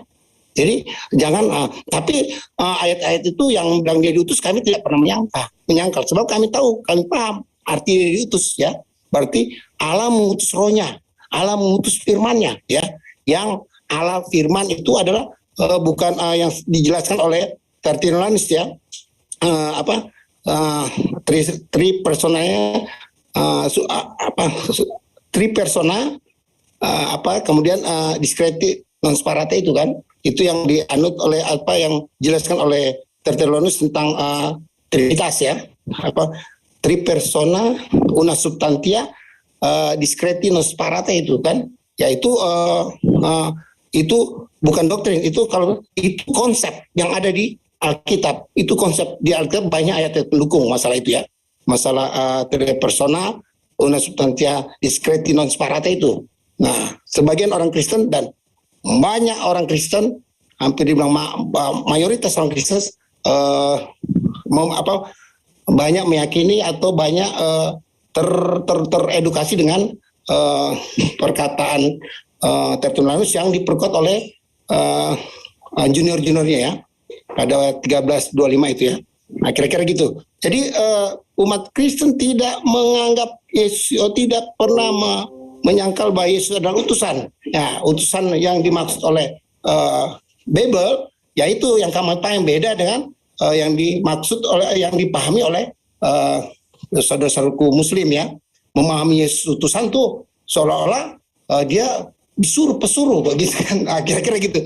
Tapi kita memahami itu karena kalau kita mau berangkat di Yohanes 1 ayat 1 kan, pada mulanya kan itu kan, walaupun itu banyak orang Kristen, orang Muslim mengatakan itu bukan perkataan Yesus ya. Saya yakin sekali itu Yohanes mengatakan itu karena premis dari Yohanes itu ada banyak ayat yang mendukung. Dia adalah firman. Yesus mengatakan pada Yohanes 8 ya, jikalau kamu mendengar firman atau menurut firman, kamu akan hidup kekal. Yohanes 1 ayat 61. Yohanes 8 ayat 61. Yohanes 8 ayat 31, Yohanes 8 ayat 37, Yohanes 1 ayat 33. Itu dia bilang, akulah firman ya. Akulah, bukan dia bilang aku utusan firman, tidak ya. Aku, dan banyak dia bilang akulah firman, dia bilang akulah utusan ya. Dan Yohanes 14 juga banyak kan Yesus mengatakan firman. Memang di Yohanes 17 segala firman yang disampaikan oleh Bapakku telah kusampaikan kepada mereka. Jadi segala firman yang Bapak sampaikan ya sudah dia sampaikan. Apa itu segala firman? Apa yang dia omongin itu adalah segala firman dari Bapak. Jadi kesimpulannya firmannya Bapak adalah firman Yesus. Firmannya Yesus adalah firmannya Bapak. Saya memberikan kesimpulan seperti itu. Kalau kita mau bahas panjang itu. Tapi kalau nanti mau dikasih waktu, saya juga bersedia. Jadi segala firman itu seluruh perkataan Yesus yang dia katakan, bumi akan berlalu, langit dan bumi akan berlalu, tapi perkataan tidak akan berlalu. Itu yang dia bilang firman Yesus ya, segala firmannya tidak akan berlalu, kekal firmannya dia. Gitu. Firman adalah suara yang firman adalah kalau saya bilang perkataan Yesus firman. Itu saya pernah bahas juga di situ, nanti kita bahas tentang firman, apa itu firman, apa itu suara ya. Kira-kira begitu. Jadi kami umat Kristen kalau dibilang bahwa Yesus itu bukan Tuhan, kami sangat meyakin banyak ayat yang mendukung bahwa dia adalah Tuhan ya. Dan apa yang tadi disampaikan oleh saudaraku Juma, memang kami sangat menentang itu. Kalau orang yang memang manusia, memang benar-benar manusia kita Tuhan, kami paling menentang duluan ya. Nah, itu Yesus sendiri kan dia bukan manusia, dia bilang kan. Dia bilang di Yohanes 8 kan, dia bukan dari dunia ini ya. Dia keluar dari Bapa ya, keluar dan datang dari Bapa. Jadi dia bukan manusia biologis ya, walaupun dia melalui rahim Maria, tapi dia bukan hasil biologis, itu kira-kira gitu ya. Jadi sangat saya yakini bahwa kami tidak akan tersesat mengatakan itu, karena banyak ayat ya tentang tadi lagi disinggung oleh saudaraku Juma bahwa akulah Alfa dan Omega, itu Yesus bilang loh di Wahyu 1 ayat 8 ya. Banyak kali dia bilang dia adalah Alfa dan Omega. Dia adalah Wahyu atau firman Allah ya, firman. Ya, firman Allah itu dia juga. Coba kalau kita baca, kita selidiki Wahyu itu juga. Aku adalah firman, Wahyu 1 ayat 1 ya. Dia adalah firman Allah ya. Kemudian dia adalah Alfa dan Omega. Maksudnya firman, dia adalah si firman itu ya, yang dijelaskan oleh Yohanes kan. Pada mulanya adalah firman, dia adalah si firman itu. Dia itu firman adalah Allah, itu menurut premis daripada Yohanes ya. Dan Yohanes berani mengatakan itu karena Yesus mengatakan firmanku, bukan bilang firman Bapa, tidak pernah dibilang firman Bapa, tapi dia bilang firmanku. Kalau engkau mendengarkan firmanku, ya, engkau mendengar firman, akan hidup kekal, akan hidup selama-lamanya. Jadi kalau orang taat kepada firman Yesus, apa yang Yesus katakan, ya, itu hidup kekal, jaminan yang banyak sekali Yesus mengatakan hidup kekal ya. Saya sering dengar di YouTube-nya Saudara Juma ini mengatakan andalannya adalah Yohanes 17 ayat 3. Nah, itu kan mengatakan bahwa hidup kekal. Ayat 2-nya kan bilang siapa yang memberi hidup kekal? Yang memberi hidup kekal itu adalah Yesus. Coba kita lihat di Yohanes 17 2 itu. Yang memberikan hidup kekal adalah Yesus. Baru definisi daripada hidup kekal, mengenal engkau satu. Jadi hidup kekal itu adalah mengenal satu-satunya Allah. Ya Pak, jadi masih jangan dilepas ayat 2-nya itu. Ayat 2-nya bilang yang memberikan hidup kekal itu dia. Dia bilang. Nah, kemudian dia Yohanes 10 ayat 28, aku akan memberikan hidup kekal ya. Yesus yang bilang, yang memberi hidup kekal adalah Yesus, bukan Bapa, ya. Nah, kesimpulannya itu ada di Yohanes 16 ya. Yohanes 16. Dia tidak lagi berkata dengan secara majas-majas ya. Dia berterus terang, ya, dia tidak lagi minta. Jadi kalau minta berdoa apa saja dalam namaku, aku tidak minta kamu minta ke dalam Bapa, tidak lagi. Tidak perlu kita pakai Bapa, tidak. Kita langsung namanya dia. Gitu. Maksudnya ya nama dia adalah nama Bapa yang dia jelaskan pada Yohanes 17 ayat 11 dan 12 kan. Nama yang telah diberikan padaku sejak dunia belum ada ya. Nah, itu dia bilang kan di Yohanes 17 ayat 11 dan 12.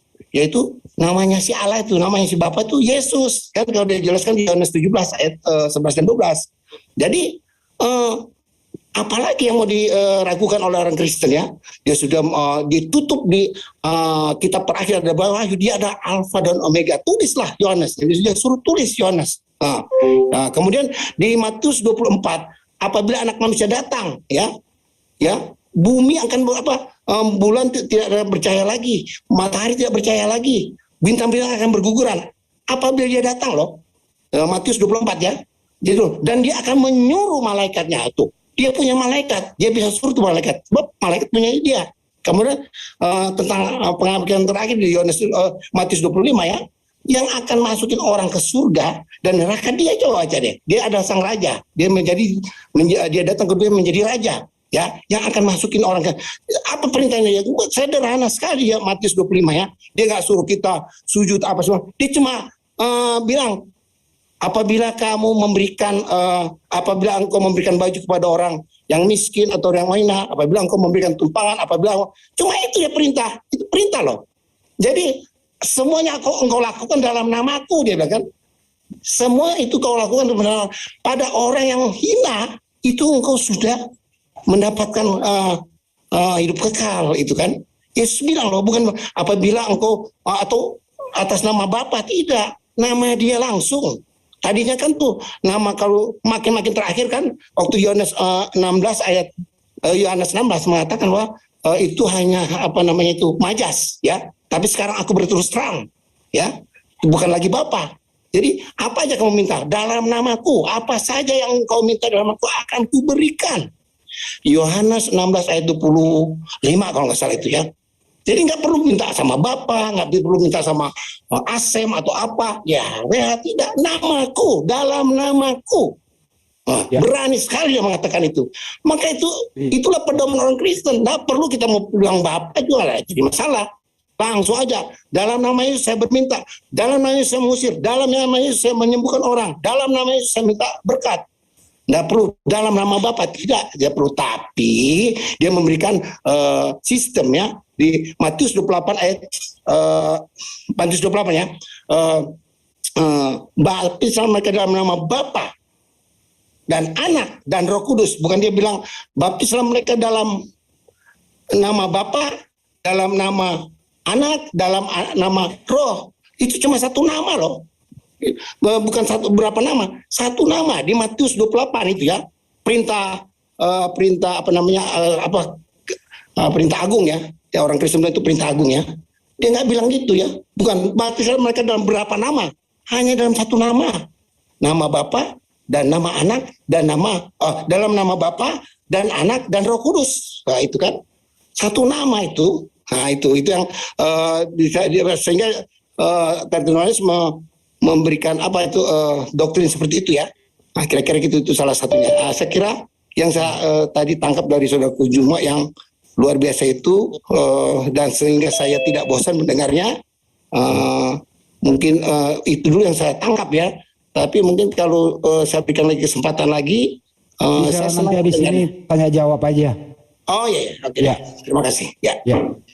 Apakah Pak Robert dulu yang mau bertanya ke Bang Juma atau Bang Juma yang bertanya ke Pak Robert? Tadi ya, iya, saya mungkin yang bertanya ya. Ya. Banyak sekali. Oh ya, bisa saya diizinkan bertanya ya? Silakan Pak Robert. Saya banyak dengar di YouTube-nya Saudara Juma mengatakan Yesus tidak pernah mengajarkan Kristen, Yesus tidak tahu orang Kristen. Nah itu mungkin yang saya mau tanya, itu apa maksudnya? Nanti akan saya jawab.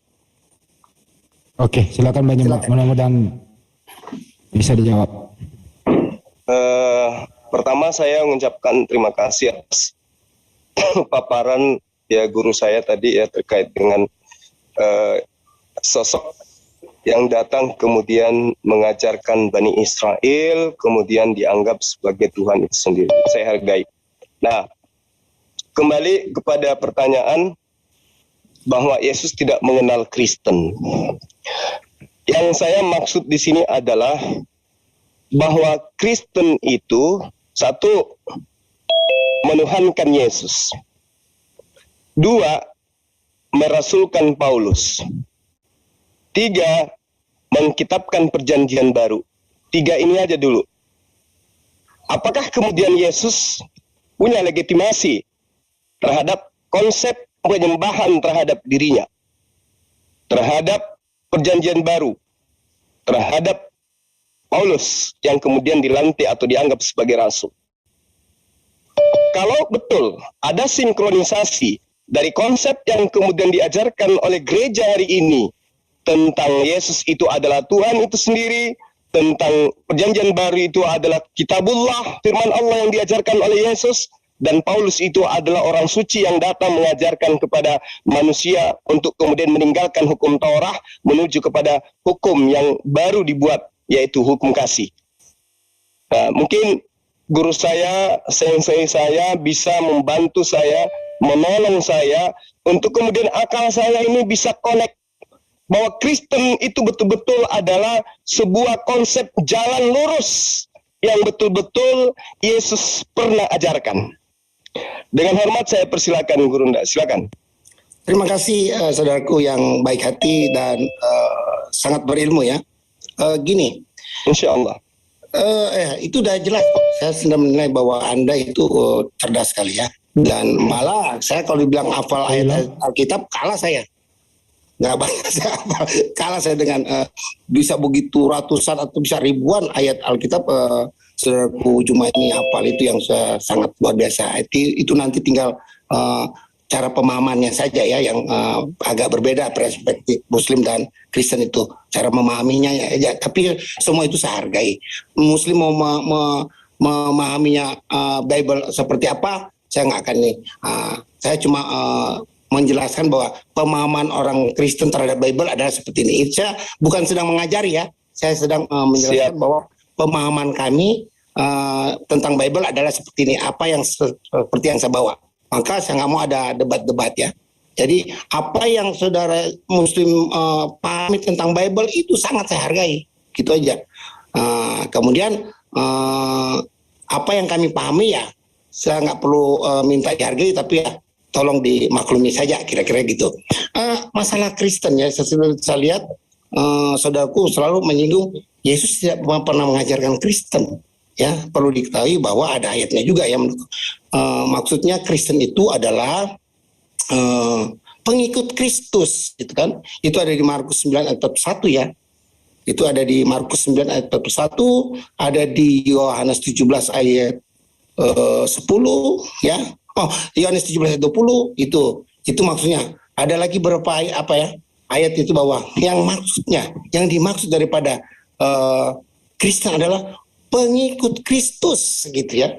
Dan itu juga yang saya sering dengar dari saudara Cuma bahwa si Paulus yang membentuk orang Kristen. Padahal ada ayat-ayatnya itu bahwa Kristen itu bukan Paulus yang bentuk ya. Pada waktu di Antioquia kan, waktu 1 tahun dia tinggal di situ, orang-orang itu menyebut luar biasa kok, mereka sangat aneh melihat orang Kristen tuh hidupnya begitu rukun, begitu kompak, mau menjualkan semua hartanya. Pokoknya ada yang menilai positif, ada juga yang menilai negatif. Kira-kira begitu, sehingga jadi bisa dibilang satu julukan pujian, ada juga bisa dibilang satu julukan penghinaan atau bulian. Jadi bukan Paulus yang membentuk sehingga Kristen itu disebut Kristen. Sedang di Roma sendiri si Paulus mengatakan bahwa sebelum aku menjadi Kristen sudah ada orang yang lebih dulu menjadi Kristen kan. Dia bilang juga itu di Roma ya, kalau saya lihat ya. Jadi saya kira sangat keliru kalau dibilang bahwa Yesus dan Barnabas membentuk kelompok Kristen itu ya, bukan ya. Kemudian apa yang ilmu mau diberikan kepada mengajarkan Kristen, sedangkan arti dari Kristen adalah pengikut Kristus. Lukas 8 ayat Lukas 8 ayat 1 ya. Kemudian di Yohanes 17 ayat 20 ada lagi yang lain. Halo, ada yang bocor nih. Ya, lanjut Pak Robi. Iya.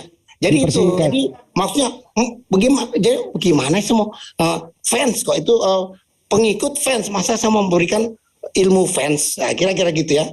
Itu saya kira bukan satu pertanyaan itu. Arti dari Kristen ada pengikut Kristus. Itu yang tadi saya bilang Lukas 8 ayat 1, Yohanes 17 ayat 40, Yohanes 14 ayat 20, dan ada lagi, saya lupa lagi berapa ayat itu. Artinya Kristen adalah orang-orang yang mengikuti Yesus, apa juga yang disampaikan oleh Paulus ya. Jadi gitu. Jadi gimana ya? Pengikut saya ada ilmu pengikut saya mau mengajarkan ilmu pengikut saya. Jadi gimana? Jadi bukan satu pertanyaan itu ya. Ya cukup ada mungkin orang yang gemar sama saya sehingga dibilang Robert fansnya saya gitu ya. Ya coba Pak Robert bertanya lagi ke Bang Juma. Dipertegas lagi Pak Robert, bertanya lagi aja. Tadi kan yang banyak saya dengar dari Saudara Juma maupun dari itu juga ya, Zakir Naik ya. Ya, mana silakan bertanya Yesus lagi. Mengajarkan Kristen. Arti dari Kristen adalah pengikut Kristus. Apa yang mau diajarkan itu fans loh. Oke, baik. Biar Bang Juma yang nanggapi lagi ya Pak ya, supaya nggak lama. Jadi kira-kira itu adalah fans. Masa yang diikuti mau mengajarkan ilmu fans? Kira-kira gitu kan. Kristen itu persnya Yesus, udah. Pengikutnya, oke. Bang Juma silakan. Kemudian itu aja dulu Pak, pendek-pendek aja dulu waktu. Ya, silakan. Baik, Gurunda, saya mohon maaf karena ini kan saya harus bertanggungjawabkan apa yang kemudian menjadi satu pernyataan sikap saya tentang yang guru saya pertanyakan, bahwa Kristen itu bukan pengikut Yesus. Ini saya harus bertanggungjawabkan ya, mumpung guru saya bertanya gitu. Nanti terlepas guru saya mau terima ataupun tidak, yaitu kita memiliki kewajiban dan kita punya hak masing-masing untuk itu. Jadi sangat menarik yang Sensei ucapkan terkait dengan Kristen itu adalah pengikut Yesus. Betul. Kalau dilihat dari segi arti atau kepanjangan daripada Kristen. Kristen sama dengan pengikut Yesus. Itu dalam penamaan. Tapi kalau kita lihat dari segi akidah, dari segi syariat, dari segi keyakinan, dari segi penjabaran ilmu, lalu kemudian ajaran, tidak ada sedikit pun yang berkesesuaian di situ. Oleh karena itulah kemudian, sebelum lebih jauh, Yesus pernah menerangkan begini. Benarlah nubuat Yesaya tentang kalian, hai orang-orang munafik. Sebab ada tertulis bangsa ini memuliakan aku dengan bibirnya, padahal hatinya jauh daripadaku. Nah, ini kena nih. Di dalam Yohanes 10 nomor 27, mohon maaf saya harus katakan begini. Yesus mengenal muridnya. Muridnya pun mengenal Yesus. Apa endingnya? Muridku mendengarkan aku dan muridku mengikuti aku. Ketika Yesus ibadahnya menyembah kepada Allah, pengikutnya harus melakukan hal yang sama. Ketika Yesus taat kepada hukum Taurat dan tidak menganggap Taurat itu sebagai kutukan, pengikutnya wajib ikut. Yesus sunat, haram hukumnya kalau mengaku pengikut nggak sunat. Yesus ibadah hari Sabat. Hanya orang yang tidak mengetahui konsekuensi sebuah kebenaran, apa itu pengikut yang tidak melakukan Sabat. Kalau mengaku pengikut, Yesus menyembah kepada Allah satu-satunya Tuhan yang benar. Yang namanya pengikut, kudu wajib ikut. Yang tidak ikut, tapi ngaku pengikut, itulah yang disebut, mohon maaf, munafik. Bangsa ini memuliakan aku dengan bibirnya, padahal hatinya jauh daripada aku. Nauzubillah, summa nauzubillah. Apalagi? Kenapa saya mengatakan Kristen bukan pengikut Yesus? Yesus menerangkan, kau memanggil aku Tuhan. Tapi mohon maaf, tidak semua yang memanggil aku Tuhan itu sampai kepada kerajaan Allah. Melainkan mereka yang melakukan kehendak Bapakku yang ada di surga. Pertanyaan sederhananya sekarang, adakah Bapa memberikan ketetapan-ketetapan, memberikan hukum-hukum kepada Bani Israel, kemudian ketetapan-ketetapan dan hukum-hukumnya itu disebut sendiri dengan sebuah kutukan?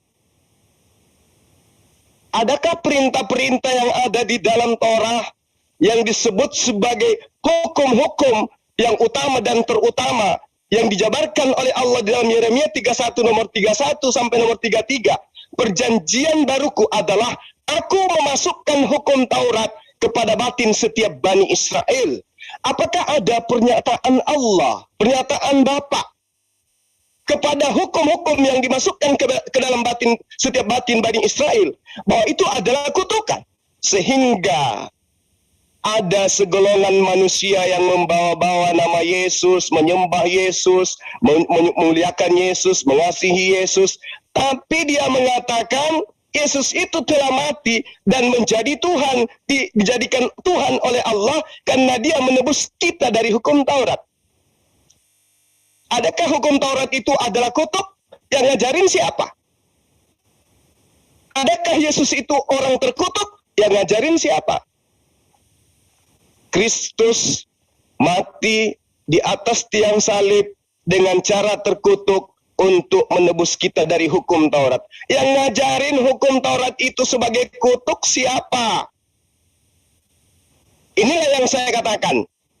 Apa yang diterangkan oleh Yesus, banyak orang, tidak semua orang yang menyeru aku Tuhan akan masuk ke dalam kerajaan Allah. Berarti orang berpendidikan paham nih, bahwa ada dua golongan yang menyeru Yesus itu Tuhan. Satu, orang yang menyeru Yesus itu Tuhan dalam arti kurios, dalam arti Adonai, orang yang dimuliakan, orang yang diberi kedudukan terhormat di kalangan mereka, atau kita sebut sebagai guru, atau junjungan, atau syed dalam Islam. Tetapi mereka menjalankan hukum-hukum yang diajarkan oleh Musa. Ada. Siapa mereka? Orang yang duduk bersama dengan Yesus. Mereka lah pengikut-pengikutnya yang kemudian umat Islam sebut dengan Hawariyun. Lalu yang kedua, ada juga yang menyuruh Yesus itu Adonai, kurios, Tuhan. Tetapi Tuhan dalam bentuk yang sebenarnya. Dia sembah, dia dudukkan sebagai Tuhan itu sendiri. Tidak kemudian menjalankan apa yang diperintahkan oleh Bapa. Karena itulah kemudian tidak semua yang menyeru aku Tuhan akan masuk ke dalam kerajaan Allah, melainkan mereka yang melakukan kehendak Bapakku yang ada di surga. Pertanyaan sederhananya kemudian, adakah Bapa yang di surga itu menginginkan anak keturunan Adam menggantikan posisinya dia sebagai Tuhan dengan sosok manusia bernama Yesus?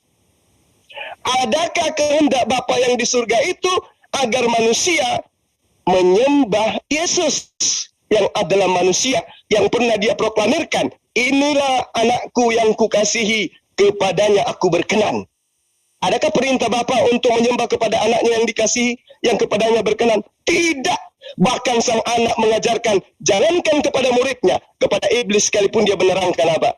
Sembahlah Allahmu, tidak ada yang lain. Dialah Allah saja, Tuhan kita, Tuhan itu esa. Oleh karena itulah kemudian saya tidak mengada-ngada mengatakan Kristen bukan pengikut Yesus. Kalau Kristen pentuhan Yesus jatuh palu hari ini, saya katakan saya sendiri yang ketuk palu. Pak, betul. Kristen penyembah Yesus. Itu bukan pengikut, beda. Pengikut Jokowi dengan penyembah Jokowi beda. Jangan samakan. Karena itulah kemudian Yesus mengatakan, jika engkau mengasihi aku, engkau akan melakukan perintah-perintahku. Jika engkau percaya kepadaku, maka engkau akan melakukan perintah-perintahku, perkataan-perkataanku. Sekarang, perkataan mana yang datang dari Yesus yang kemudian dipercaya sehingga anak Maria dituhankan? Perkataan mana yang datang dari Yesus sehingga tulisan-tulisan Paulus dianggap sebagai firman Tuhan? Perkataan Yesus yang mana yang kemudian dipercaya sehingga sehingga Paulus yang mengawali perbuatannya dengan menganiaya murid-murid Yesus itu adalah utusan Allah? Tentu tidak ada. Tentu tidak ada. Sekali lagi, tentu tidak ada. Al-Quran menerangkan, wa kalal masihu ya bani Israel abudullah rabbi wa rabbakum innahu man yushrika billah faqad harramallahu alaih jannah wa ma'wahun nar wa ma lizzalimina min ansar. Orang-orang yang menyembah selain daripada Allah, kata sosok yang datang kepada Bani Israel, tidak ada surga baginya, haram surga itu baginya, dan tempat kembalinya adalah neraka, dan tidak ada seorang pun penolong bagi orang-orang yang zalim. Apa pembuktiannya? Tidak setiap orang yang menyeru aku Tuhan akan masuk ke dalam kerajaan Bapa, melainkan mereka yang melakukan kehendak Bapakku yang ada di surga. Wahai umat Islam, siapa kehendak supaya kau mengimani Yesus itu sebagai utusan Tuhan? Allah. Innallaha huwal masihu ibnu Maryam wa qala al-masihu ya bani Israel abudullah rabbi wa rabbakum. Seperti itu yang saya hormati guru saya, pertanggungjawaban saya, kenapa saya kemudian mengatakan Yesus sahabat-sahabat Kristen ajarannya baik tapi tidak benar. Baik belum tentu benar. Saya katakan mereka adalah penyembah Yesus, itu tidak bisa dipungkiri. Karena dari lisan saya sendiri, guru saya yang saya hormati mengatakan, Yesuslah Tuhan itu sendiri. Yesuslah Allah itu sendiri. Yesuslah firman itu sendiri. Yesuslah Bapa itu sendiri. Dengan kata lain, bahwa guru saya ini yang saya muliakan adalah pentuhan Yesus, bukan pengikut Yesus. Demikian. Nah, saudara kesemuanya, kita sudah dengarkan tadi bagaimana jalan diskusi antara kedua orang guru dan murid ya, yaitu Ustadz Zuma sebagai murid Sinsi di dalam bidang seni bela diri. Nah, di dalam pembahasan mengenai topik yang diangkat yaitu tentang jalan lurus ya, itu berdasarkan perspektif Islam yang sudah dijelaskan dengan begitu gamblang ya dan logis oleh Ustadz Zuma. Namun sangat disayangkan sekali apa penjelasan dari sang Sinsi ini itu memang sangat terkesan meyakini sesuatu tanpa menalarnya atau menganalisanya terlebih dahulu ya, karena banyak hal-hal yang tidak mungkin diyakini namun tetap saja diyakini oleh sang guru tadi ya. Nah, ini sepertinya memang kalau orang sudah termakan dogma yang sudah mendalam, maka itu akan mempengaruhi pemikiran seseorang atau cara pandangnya terhadap keyakinan dia sendiri.